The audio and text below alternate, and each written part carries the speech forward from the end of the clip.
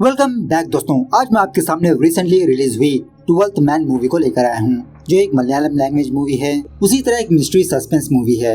अब इस मूवी की स्पेशल बात यह है कि इस मूवी के डायरेक्टर है जीतू जोसेफ और लीड एक्टर है मोहनलाल भाई साहब। इन्हीं दो लोगों की कॉम्बिनेशन में पहले भी दृश्यम मूवी आई थी, जो जबरदस्त हिट रही। अब इस मूवी के बारे में बात करें तो इस मूवी का ड्यूरेशन है 2 hours 43 minutes, मतलब बहुत ही लंबी मूवी है। और मेरे हिसाब से 2 घंटे 20 मिनट काफी है, क्योंकि मूवी में काफी सारे अननेसेसरी सीन्स है। लेकिन कुछ टाइम बाद मूवी बहुत ही इंटरेस्टिंग लगने लगती है। कहानी यह है कि 11 लोगों में से एक लड़की मर जाती है। सवाल ये पैदा होता है, क्या उस लड़की ने सुसाइड किया? क्या उस लड़की को किसी ने मारा? अगर मारा तो किसने मारा? और इस इन्वेस्टिगेशन के दौरान एक एक के बारे में एक एक पर्दे खुलने लगते हैं। मतलब काफी सारे ट्विस्ट ऑडियंस के सामने आते हैं और इसी तरह बहुत सारी छुपी बातें भी। शायद वीडियो लंबी हो सकती है क्योंकि कहानी ही बहुत ही लंबी है। तो दोस्तों स्टोरी को थोड़ा ध्यान से सुनिएगा, क्योंकि कैरेक्टर्स बहुत है इसमें। तो चलिए बिना टाइम इसके लेट्स स्टार्ट। और उससे पहले लुटा दो प्यार, फॉलो इंस्टाग्राम। मूवी की शुरुआत में ही एक कपल को दिखाया जाता है। बंदे का नाम है जकरिया, बंदी का नाम है एनी, और ये दोनों फिलहाल अपने डॉक्टर फ्रेंड नैना के पास आते हैं। चेकअप के बाद ये बात पता चलती है कि एनी प्रेग्नेंट है। नैना कहने लगती है तो मैं ये खबर अपने ग्रुप में शेयर कर देती हूँ। इनके ग्रुप में ऑलमोस्ट 11 लोग होते हैं। ये सारे के सारे कॉलेज फ्रेंड्स होते हैं। जकरिया कहने लगता है नहीं नहीं अभी शेयर मत करो, कल सिद्धार्थ की बैचलर पार्टी है ना, हम वहाँ पर अनाउंस कर देंगे। नैना कहने लगती है तो मैं ये बात जितेश को बताऊंगी। जितेश नैना का हस्बैंड। जकरिया और एनी कहने लगते हैं चलो ठीक है, तुम सिर्फ उसी को ही बताना। उसके बाद 2 और लोगों को दिखाया जाता है। बंदे का नाम है मैथ्यू और बंदी का नाम है फिदा, और ये दोनों बहुत ही अच्छे फ्रेंड्स होते हैं। और इसी तरह कुछ बिजनेस पार्टनर्स भी। फिदा मैथ्यू के बिजनेस में अपना फंड इन्वेस्ट करती रहती है और इन्वेस्ट करवाती रहती है।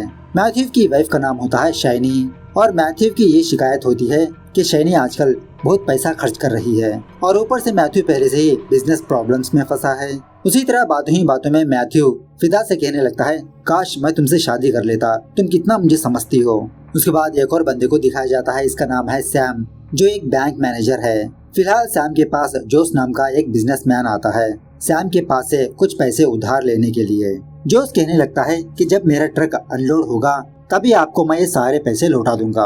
सो सैम अपने कैशियर को बुलाकर जोस को 50 लाख रुपए दे देता है और कहने लगता है कि मंडे तक मुझे किसी भी हालत में मेरे पैसे वापस चाहिए। उसके बाद नैना अपने हस्बैंड जितेश को कॉल करके जकरिया और एनी की खुशखबरी सुनाती है कि एनी प्रेग्नेंट है, और ये भी कहने लगती है कि तुम ये बात किसी से भी शेयर मत करो। जितेश की ऑफिस में ही सिद्धार्थ नाम का एक बंदा काम करते रहता है, और आने वाले कुछ दिनों में इसी की शादी है। यही बैचलर पार्टी रखने वाला है। सो ऑफिस खत्म होने के बाद जितेश सिद्ध को भी यही बात बताने लगता है कि एनी प्रेग्नेंट है, और ये बात तुम किसी को मत बताना। खैर अब रात को ये सारे लोग दिवाली मनाने लगते हैं। मतलब ये 11 फ्रेंड्स एक ही जगह पर रहते हैं, और इसी फेस्टिवल के दौरान ये सारे फ्रेंड्स एक दूसरे में एनी की बात शेयर करने लगते हैं, और ये भी कहने लगते हैं कि ये तुम किसी को मत बताना। खैर दूसरे दिन ये सारे फ्रेंड्स रिसोर्ट जाने लगते हैं, क्योंकि सिद्धार्थ ने अपनी बैचलर पार्टी उसी रिसोर्ट में रखा होता है। सिद्धार्थ की होने वाली वाइफ का नाम होता है आरती। और यहाँ पर एक और बात यह है कि मैथ्यू की वाइफ शैनी फिदा से जलती रहती है। शैनी को बिल्कुल भी पसंद नहीं होता कि मैथ्यू फिदा से बात करे, उससे कुछ डीलिंग रखे। खैर थोड़ी दूर जर्नी करने के बाद ये सारे लोग उस खूबसूरत से रिसोर्ट के पास आ जाते हैं, अपने अपने रूम में चले जाते हैं। फ्रेश अप वगैरह होने के बाद ये सारे 11 लोग बाहर आकर क्रिकेट वगैरह खेलने लगते हैं। गेम के दौरान सिद्धार्थ 6 मारता है, लेकिन वो बॉल किसी को जाके लग जाती है। झाड़ियों के पीछे से एक बंदे की रोने की आवाज आती है। जब ये सारे लोग वहाँ पर जाते हैं तो वहाँ पर एक बंदा अपने प्राइवेट पार्ट को हाथ लगाकर रोते रहता है। इस बंदे का नाम है चंद्रशेखर। चंद्रशेखर इन सारे लोगों को डांटने लगता है कि किसने बॉल मारा, देख के नहीं मार सकते। और इसी तरह चंद्रा ये देखता है कि इसकी दारू की बॉटल नीचे गिर गई, सारा दारू वेस्ट हो गया, क्योंकि चंद्रशेखर पहले से ही पियक्कड़ होता है। चंद्रा फौरन दोबारा उन 11 लोगों के पास जाता है। वहाँ पर एक हंगामा खड़ा करने लगता है कि बॉल किसने मारा, तुम्हारी गेम की वजह से मेरी दारू की बॉटल नीचे गिर गई, सारा दारू वेस्ट हो गया, अब मुझे मेरी दारू चाहिए। लेकिन आजकल इलेक्शंस होने की वजह से सारी दारू की दुकानें बंद होती है। एक्चुअली इस सीन से चंद्रशेखर का कैरेक्टर दिखाया गया है, मतलब चंद्रशेखर कितना पियक्कड़ है। और इस रिसोर्ट का जो एमडी होता है चंद्रशेखर उसका फ्रेंड होता है, इसीलिए चंद्रशेखर यहाँ पर रह रहा है। चंद्रशेखर उन सारे लोगों के पास जाकर उनकी प्राइवेसी को डिस्टर्ब करते रहता है। और यहाँ पर एक और बात यह है कि फिदा डिवोर्स है। खैर रात होने के बाद सिद्धार्थ की पार्टी शार्टी स्टार्ट होती है। पार्टी के स्टार्टिंग में ही ये अनाउंसमेंट होता है कि एनी प्रेग्नेंट है, और ये पागल लोग ये खबर सुन के ऐसा खुश होते हैं जैसा इन्होंने पहली बार सुना। खैर तभी वहाँ पर दोबारा पियकर चंद्रशेखर आता है। उन लोगों की पार्टी को डिस्टर्ब करते हुए वहाँ पर एक न्यूसेंस क्रिएट करने लगता है कि इसको दारू चाहिए, मुझे 5 पैक दे दो, मैं यहाँ से चले जाऊंगा। खैर बहुत आर्ग्यू करने के बाद वो लोग चंद्रा की गिलास में कुछ दारू डाल के उसे वहाँ से भेज देते हैं, भगा देते हैं। उसके बाद पार्टी के दौरान सैम को जोस कॉल करता है और उसे ये कहने लगता है कि सर एक बहुत बड़ा हंगामा पेश आ गया, मेरी जो गाड़ी है ना उसका एक्सीडेंट हो गया, अब मेरा माल दूसरी जगह पर नहीं जा सकता, मुझे दूसरा ट्रक मंगवाना पड़ेगा, सो इसलिए मैं आपको मंडे तक आपके पैसे लौटा नहीं सकता, आप मुझे 2 और दिन का टाइम दो। लेकिन सैम इसके लिए मानता नहीं कि मैंने तुम्हारे भरोसे पर बैंक के पैसे दिए, अगर मंडे तक तुम मेरे पैसे नहीं लौटाओगे तो मैं तो जेल जाऊंगा, मैं फंस सकता हूँ। उसके बाद जोस उस कैशियर को कॉल करता है, अपनी सारी बात बताता है। यह सुनने के बाद कैशियर सैम को कॉल करता है। सैम उसको दिलासा दिलाने लगता है कि तुम फिक्र मत करो, मैं जोस से बात कर लूंगा, वो किसी भी हालत में पैसे एडजस्ट कर लेगा। खास बात जब सैम डाइनिंग टेबल पर आता है तो इन सारे लोगों के बीच प्राइवेसी के बारे में डिस्कशन होते रहता है कि हर एक बंदे की अपनी अपनी प्राइवेसी होती है, चाहे वाइफ हो, हस्बैंड हो, फ्रेंड हो। और ये 11 लोग ये भी कहने लगते हैं कि कॉलेज लाइफ से इन लोगों के बीच एक भी सीक्रेट बात नहीं है। तो ये सुनने के बाद नैना सिद्धार्थ से कहने लगती है, अगर ऐसा है तो अपना फोन उठाकर टेबल पर रखो, तुमको जो कुछ भी मैसेज कॉल्स आते हैं वो पब्लिक पे रखो। तो सिद्धार्थ बिना हिचकिचाए अपना फोन टेबल पे रखता है, मतलब इसकी लाइफ में ऐसी कोई सीक्रेट बात ही नहीं। ये देखने के बाद फिदा को एक जबरदस्त आइडिया आता है, कहने लगती है कि चलो हम इसी गेम को खेलें। हम लोग अपने अपने फोन्स को टेबल पर रखते हैं और जो कुछ भी मैसेज कॉल आते हैं उसको पब्लिक करेंगे, देखते हैं किसकी कितनी प्राइवेसी है। फिदा की बात सुनने के बाद सारे लोग घबराने लगते हैं। कुछ लोग कहने लगते हैं कि इस गेम को खेलें, कुछ लोग नहीं, क्योंकि अपनी अपनी खुद की एक पर्सनल लाइफ होती है। और इसी तरह फिदा ये भी कहने लगती है कि हम इस गेम को 1 घंटे तक खेलेंगे, ये 1 घंटे में जिस को मैसेजेस आते हैं, कॉल्स आते हैं, उसको पब्लिक करेगा। खैर फाइनली सारे लोग मान जाते हैं। तो पहला कॉल जकरिया को आता है, इसकी माँ ने किया।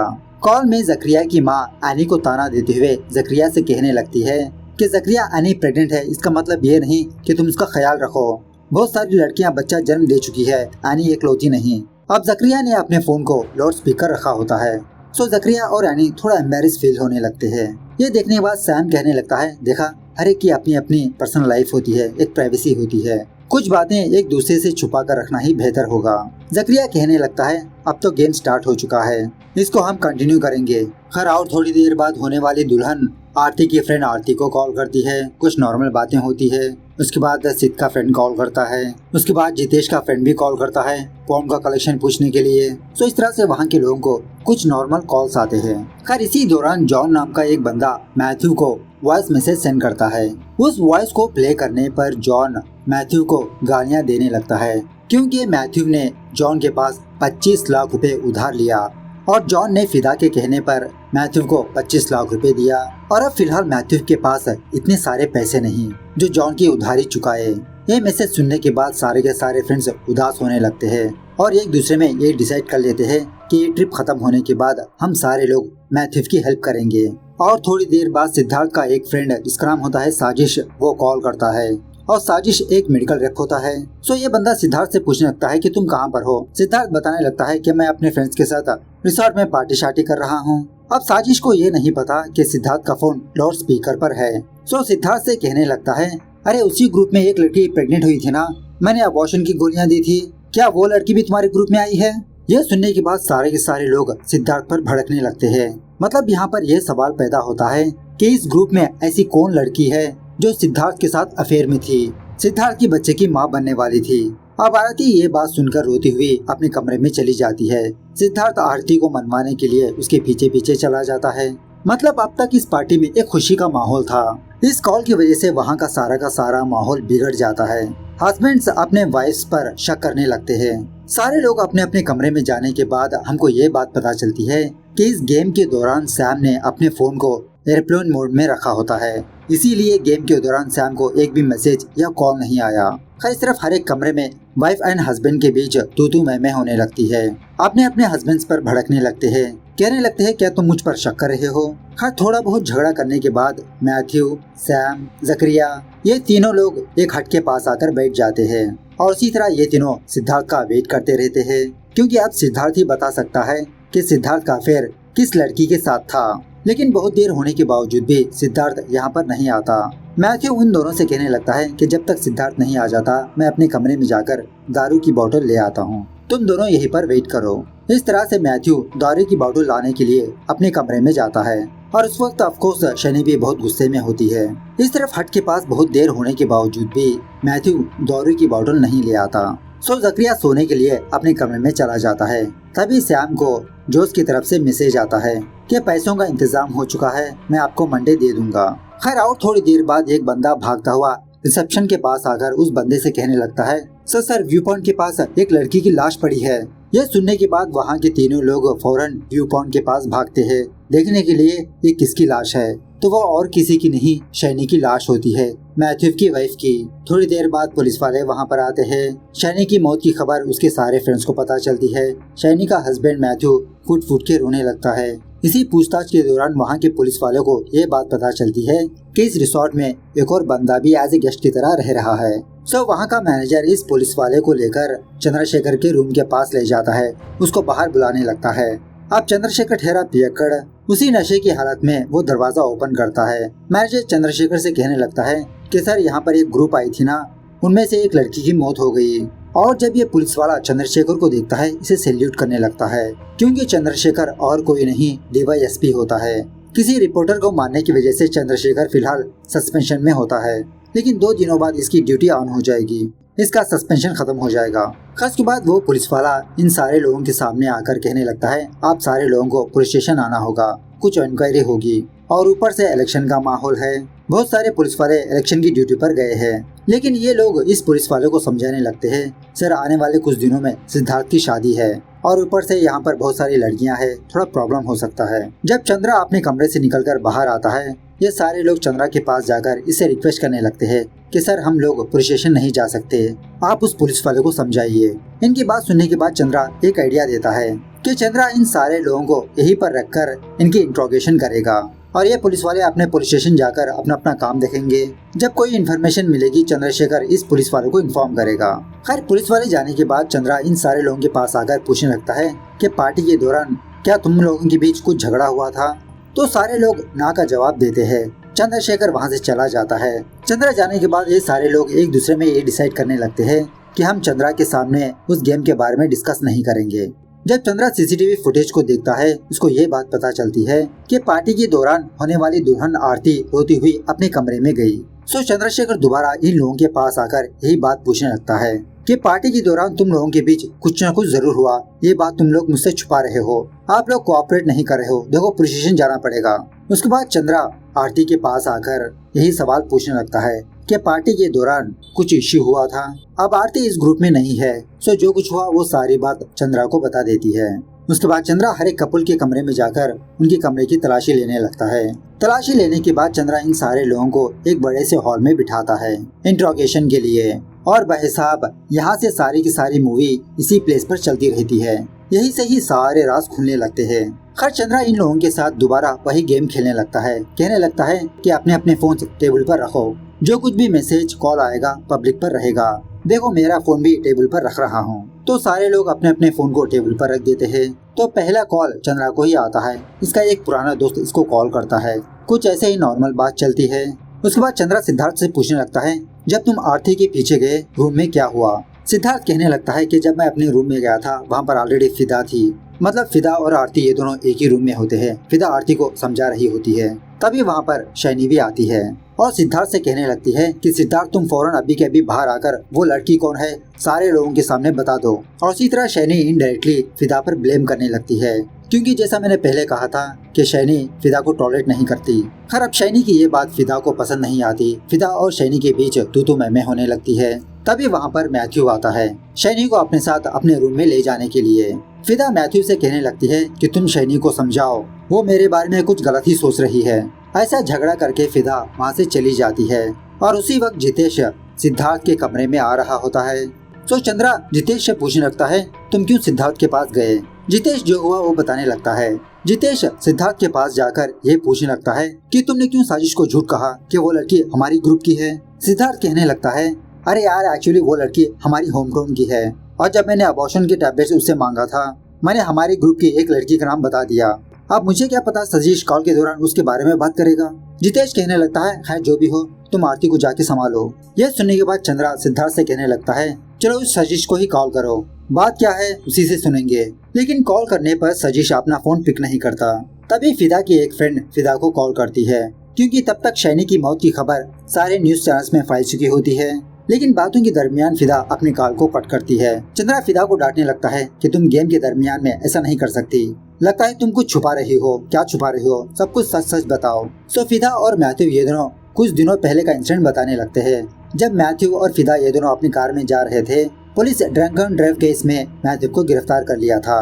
थोड़ी देर बाद शैनी मैथ्यू को लेकर अपने घर जाने लगी और इसी तरह मैथ्यू को डांटने लगी कि तुम आजकल फिदा से कुछ ज्यादा ही क्लोज हो रहे हो। हाँ वो बात अलग है कि फिदा हमारे बिजनेस में इन्वेस्ट की है, तुम फटाफट से उसके पैसे लौटाकर उससे कनेक्शन कट करो। खैर इसी पूछताछ के दौरान चंद्रा मैथ्यू से ये पूछने लगता है क्या शैनी को कोई मेडिकल प्रॉब्लम थी, तो मैथ्यू चंद्रा से झूठ कहने लगता है।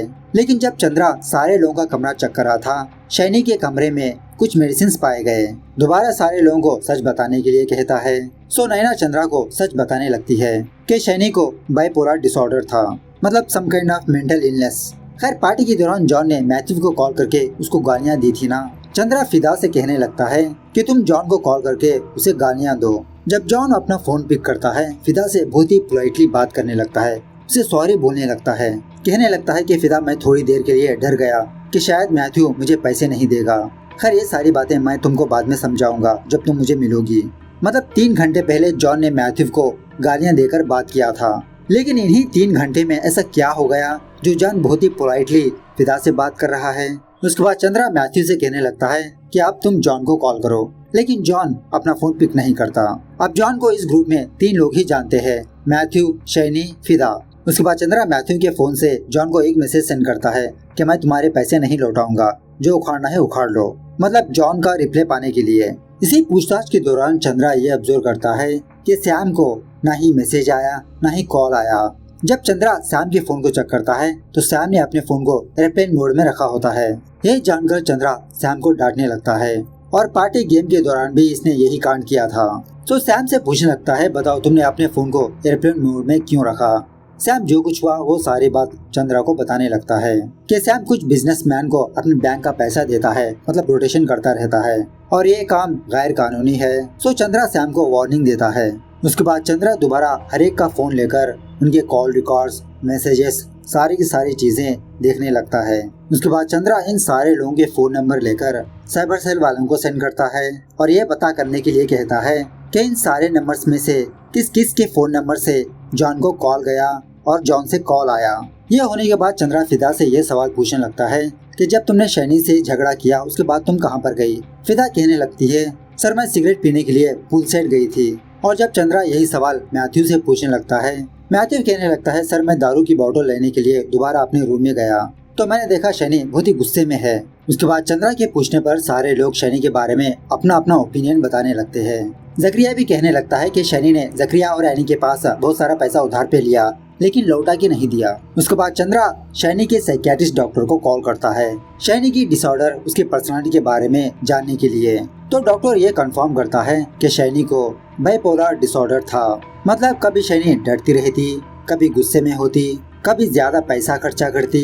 चंद्रा पूछने लगता है क्या ऐसे पेशेंट्स सुसाइड कर सकते हैं। डॉक्टर कहने लगता है कि ऐसे पेशेंट्स कुछ भी कर सकते हैं सर। तभी एक पुलिस वाला चंद्रा को एक दारू की बोतल आके देता है, कहने लगता है कि सर ये क्राइम स्पॉट पर पाई गई। इस दारू की बोतल को देखने के बाद सारे लोग कहने लगते हैं कि ये बोतल तो मैथ्यू की है। सो मैथ्यू आगे जो हुआ वो बताने लगता है कि सर मैं सैम और जकरिया के लिए दारू लाने के लिए गया था। जब मैं वापस आ रहा था बारिश शुरू हो गई, एक बड़े से छाते के नीचे बैठ गया। बारिश रुक जाने के बाद जब मैं उस हट के पास गया वहाँ पर वो दोनों नहीं थे।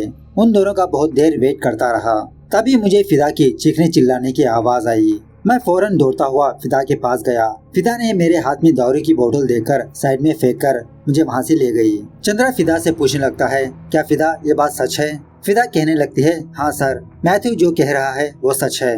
उसके बाद साइबर सेल वाला चंद्रा को कॉल करके ये बताने लगता है सर शैनी के फोन से 4 आउटगोइंग कॉल्स है और 2 इनकमिंग कॉल्स है और शैनी ने एनी, जितेश, सिद्धार्थ और जॉन को कॉल किया था। जॉन ने पलट के 2 बार शैनी को कॉल किया। उसके बाद चंद्रा सिद्धार्थ को अपने फ्रेंड सजीश को कॉल करने के लिए कहता है। इस बार सजीश अपना फोन पिक करता है और सजीश की बातों से ये बात पता चलती है कि एक्चुअली सिद्धार्थ का किसी लड़की के साथ अफेयर नहीं था।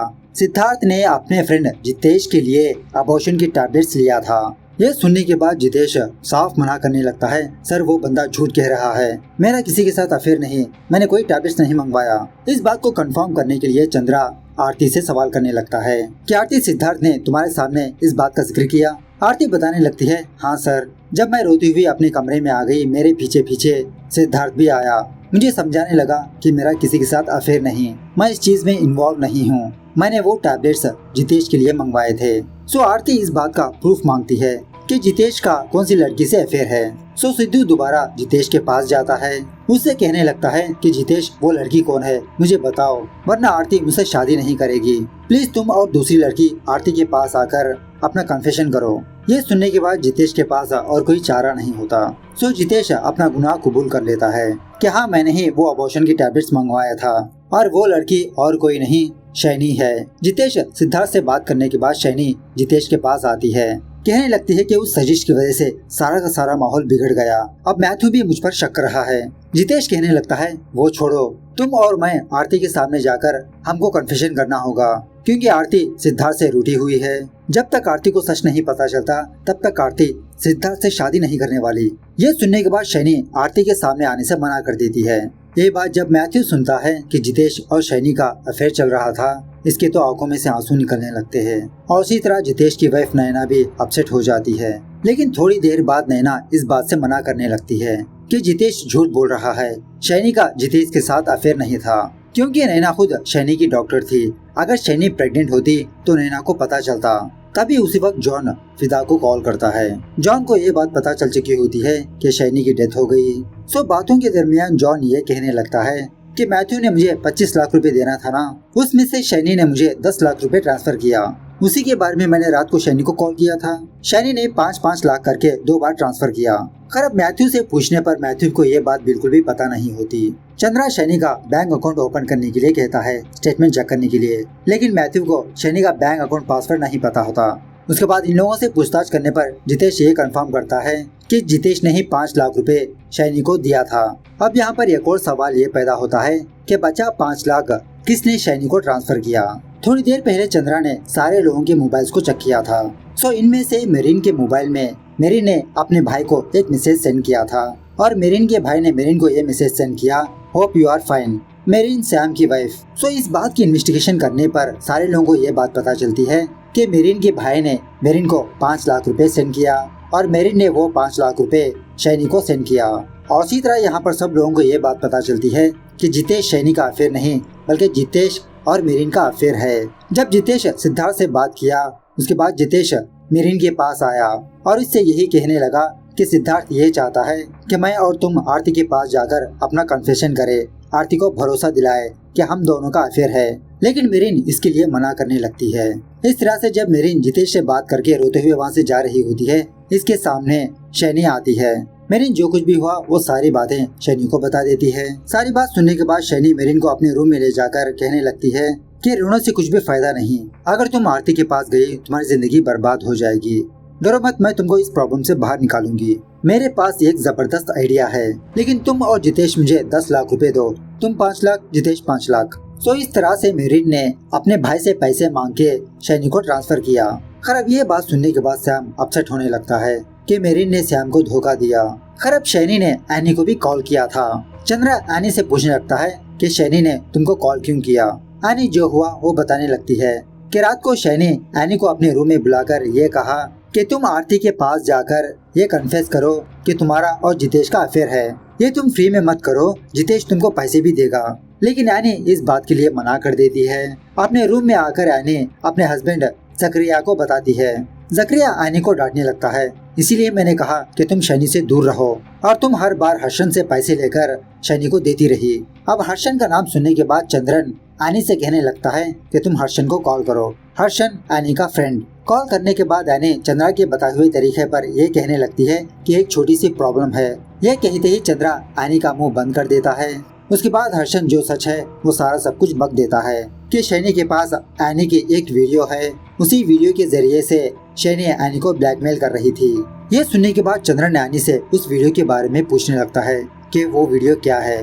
सो एनी जो सच है वो बताने लगती है। एक दिन शैनी अपने फ्लैट में बालकनी में आकर अपने कपड़े सुखा रही थी।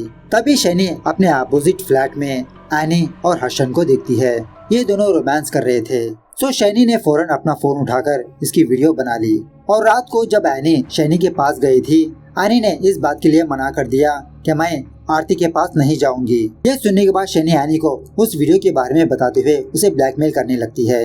अगर तुम आरती के पास नहीं गई तो मैं इस वीडियो को जकरिया के पास भेज दूंगी। सो इसी बातों के दरमियान ये दोनों व्यू पॉइंट के पास गए। यह सुनने के बाद चंद्रशेखर यहाँ से प्रेरित करने लगता है, कहने लगता है कि इसके बाद शैनी और एनी के बीच हाथापाई हुई। एनी शैनी के हाथ से उसका फोन छीनने की कोशिश की। इसी दरमियान में शैनी ऊपर से नीचे गिर गई, या तो फिर एनी जानबूझ के शैनी को नीचे गिरा दिया।